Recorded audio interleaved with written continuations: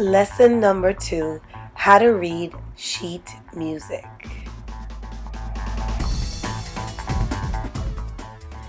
First thing, look for the first measure of music.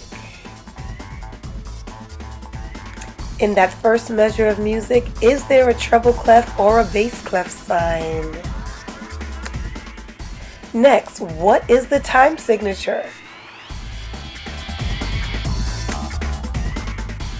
Next, what is the first note in the song?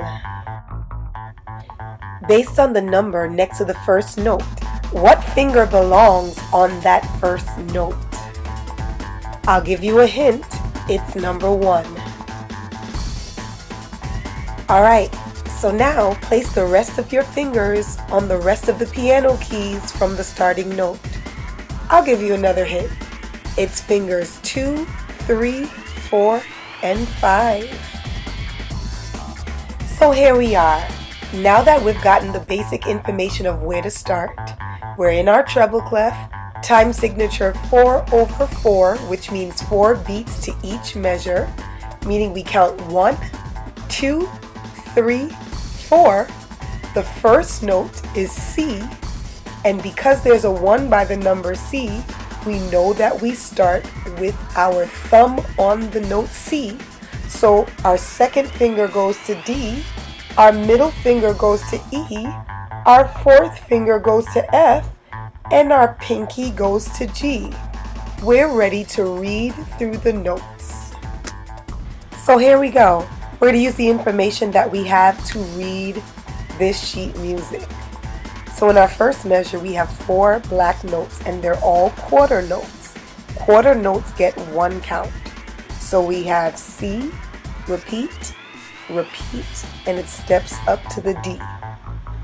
We have a bar line which separates the measures, and now we're in measure number 2, where we have 2 white notes. We have an E for 2 counts, and it steps down to the D for another 2 counts. Then we have another bar line that separates measure 2 from 3. And in measure 3 we have 4 black notes. C, skips up to the E, steps down to the D, and the D repeats. Then we have another bar line which separates measure 3 from 4. And in measure 4 we have a whole note which gets 4 counts, and that is a C. Coming down to the next line, that C repeats 3 times. So we have C, C, C, and then it steps up to a D in measure 5. Then we have a line, which is a bar line, which separates measure 5 from 6. In measure 6, we have 2 white notes, and those are half notes. It's an E, because it's on the first line, and it steps down to a D. Then we have another bar line which separates measure 6 from measure 7. And in measure 7 we have 4 quarter notes.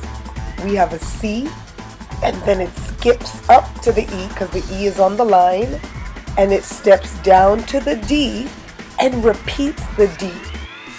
Then we have another bar line which moves from measure 7 into 8, where we have our last note, which is a whole note.